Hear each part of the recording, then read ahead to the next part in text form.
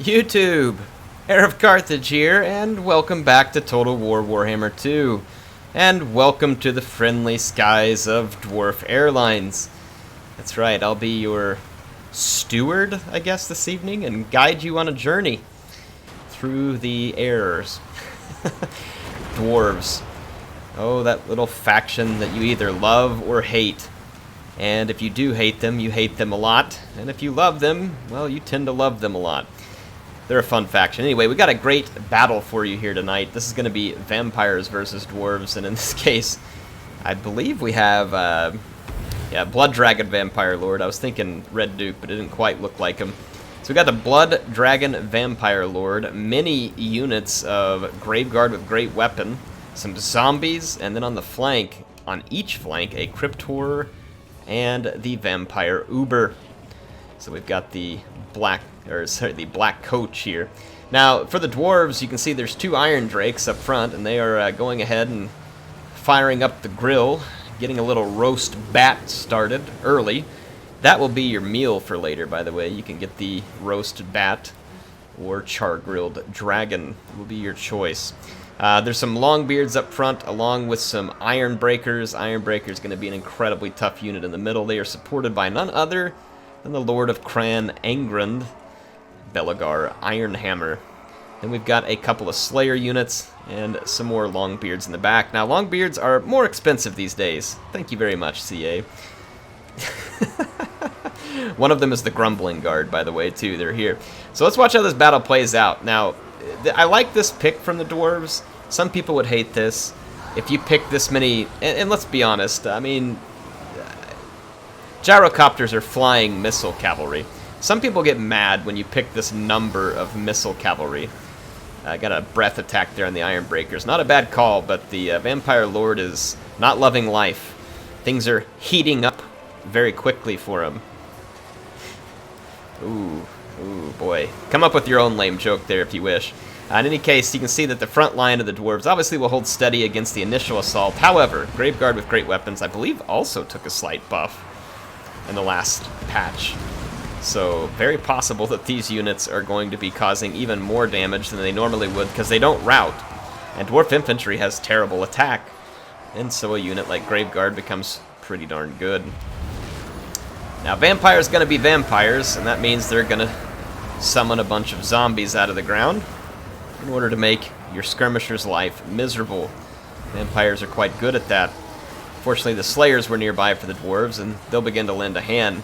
Now, with that said, the vampires are beginning their assault on the flanks. You can see that some of the Graveguards have found their way all the way around, and we've got the Black Coach pushing through as well.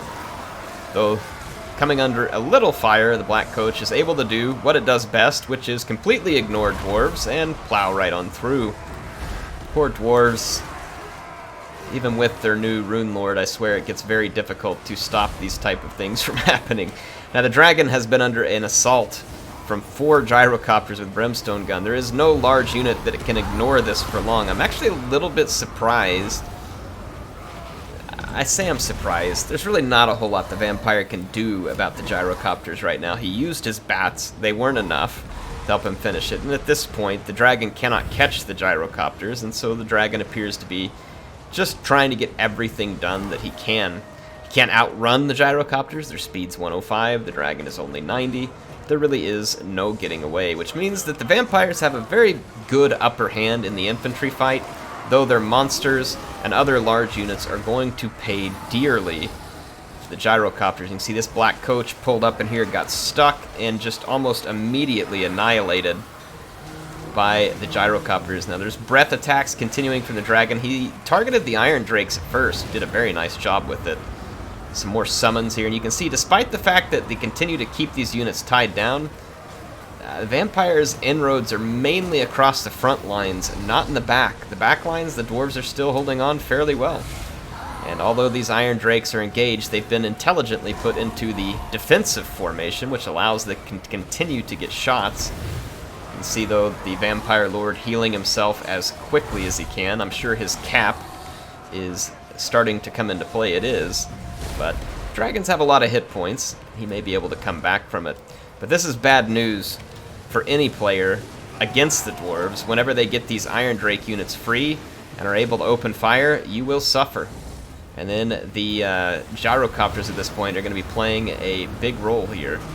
See the dragon doing everything it can to get free, but fire and brimstone both being used to keep the dragon moving ever closer back to the grave.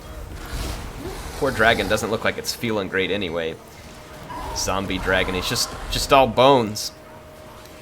Little bit of ligament, other things hanging on here. Yeah, he's in rough shape. Another invocation into Heck. There is a little room left for healing on the dragon, and as mentioned earlier, dwarf infantry can hold its ground, and longbeards can be immune to terror, which in this matchup is very, very useful. In other matchups, not so much, because you just get your butt handed to you by units that attack faster than Graveguard with great weapons, but you can see that those Graveguard with great weapons are indeed playing a huge role. I just missed it. Way to go, Air. Anyway, the Blood Dragon Vampire Lord is now a bloody heap on the ground, filled full of brimstone holes. And the only units remaining that can really help finish this fight more quickly, like the Black Coach, are now going to be singled out by the gyrocopters. However, some of the ammunition gone. Some of the gyrocopters have fired away. You can see that this Black Coach now beginning to crumble. It won't be lasting long as it flees away from a gyrocopter pursuit. However, the Graveguard have come through this in pretty high numbers, and the dwarf infantry is pretty low. Belegar finds himself facing ever larger numbers of Graveguard with very few defenders to help. He does have some Grumbling Guard here. Not surprised to see this unit alive late in the game. Their leadership is near unbreakable, and there is no sort of psychology that works on them other than the psychology of cutting them to pieces, which the vampires did use because there's none left. But with what little ammo is left, the Dwarf Air Force is going to rain down some fiery hospitality to their vampire customers. This fight is very close, though. Belegar Ironhammer is in pretty rough shape. However, the vampires are suffering from what any vampire army suffers from without a leader. Big surprise coming here, folks. Leadership. Yeah, that's right.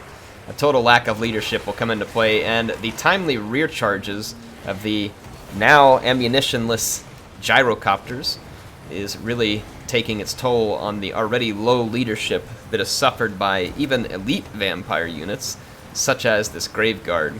And so it can cause them to crumble and begin to fall apart a little prematurely. And this is not what they need. They need to finish Belegar, but they're unable to do so as he scoots away under the cover of his Air Force. A very tight battle, but as you can see, it is starting to swing in favor of the Dawi as the Graveguard begin to crumble back to the earth. Anyway, fun battle here. This one was interesting. I really wanted to bring this one out because I really like the gyrocopter play. Gyrocopters are a fantastic unit for the dwarves. They require a little bit of micromanagement. There's a couple of types of them, and they can be put to very good use. You just have to be patient with them, use them the right way, keep them alive, get their ammo spent, and know where their ammo is best spent. Now, brimstone guns obviously should be targeted towards large size units, but they can be effective against especially densely packed formations of armored infantry or cavalry. Well, of course cavalry, because it's large. But monsters, single entity targets, lords, this gives the dwarves a much needed maneuverability component, and this is the same as it was back in Warhammer 1. But I feel like the more dwarf armies I come up against recently, I'm surprised at how few of them have gyrocopters. Maybe this is just my luck, and gyrocopters are still very common. But I feel like that too often people may overlook the usefulness of the gyrocopters. Now, don't forget the steam variant as well, and there are good uses for that steam variant. It is very good versus blobs of infantry. The gyro bomber I find to be quite lacking in almost every situation. Maybe a little bit of fun in campaign, but they're not even great there. I feel like the gyro bomber needs some changes if it's going to ever be particularly useful for its price range. But the brimstone guns and the standard gyrocopter can both find their element in multiple matchups for the Dwarves, in which they will prove to be a very valuable asset to you. Now, I appreciate Stereus and Biggest here coming to play a match. It's a lot of fun on this one. The Black Coach pick is a great one. I mean, I don't see anything particularly wrong with the Vampire Count's pick. Think about what he's forcing the Dwarf player to do. If you're going to target my large units, you have to look at a dragon, you have to try and look at a unit of bats, 2 crypt horrors, a corpse cart, and 2 black coaches. And on top of that, your infantry is going to have to face 5 grave guard with great weapons. That's a lot of different stuff for the dwarves to try and deal with. And Stereus was, somewhat fortunate in the sense here that he was able to inflict a whole lot of damage with his infantry, and then have enough left with the gyrocopters to finish this off. Had the vampire player been able to finish that infantry fight even just a little faster, with a few more units left, and there may not have been enough ammo or anything to pull this army back from the brink here, because the dwarves took an absolute beating in melee, and that's typical. That it's not going to be every single time, but most of the time as dwarves, you should probably expect to lose the infantry fight, unless you're just lucky enough that your leadership holds out before or for so long that your opponent routs. But anyway, fun matchup. I hope you all enjoyed this one. Appreciate Stereus for sending it in. A lot of fun seeing those gyrocopters at play. Don't forget about those things. Fly the friendly skies. Join the Dwarf Air Force and soar off into the wild blue yonder of the realms under the mountain. I guess the gyrocopters for when they want to get outside, when they want to get outside the realm. Anyway, like I said, hope you all enjoyed this one. HeirofCarthage signing out for now. I'll be back soon with some more awesome content in Total War, Warhammer 2, or other Total War, or other games. There's a lot of games out right now that I'm enjoying, so we'll be mixing through content. Anyway, HeirofCarthage signing out for now. I will see you soon.